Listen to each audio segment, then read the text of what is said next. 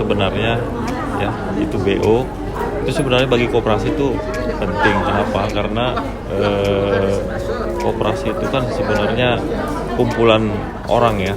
Nah, jadi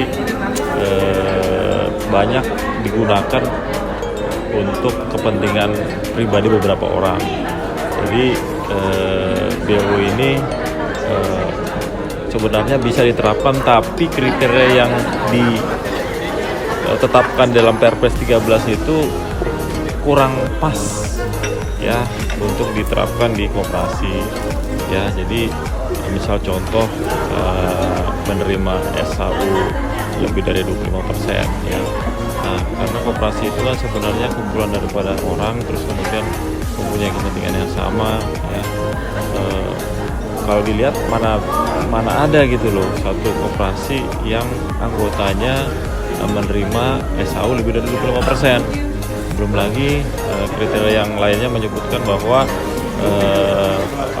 seorang tersebut itu bisa untuk memberhentikan atau mengangkat pengurus tanpa ada rapat anggota ya kan, karena memang rapat anggota itu adalah organ tertinggi di dalam koperasi. Ya, saya pikir ini agak sulit dilakukan di koperasi, dan memang terbukti bahwa ketika dalam pendirian koperasi untuk menentukan BO-nya itu notaris itu meminta pengurus untuk menjadi BO. Nah, kalau misalnya dilihat ke belakang ya, apakah dia memenuhi kriteria yang disebutkan Perpres 13 itu? Ya bisa dibilang ya tidak ya kan, karena pengurus itu sebenarnya hanya untuk melakukan kepengurusan di dalam koperasi. Berarti ke depan Pak, apakah nanti koperasi akan meminta perubahan terhadap Perpres 13 2018? Ya, jadi kita sendiri di Kementerian Koperasi juga akan melakukan koordinasi dengan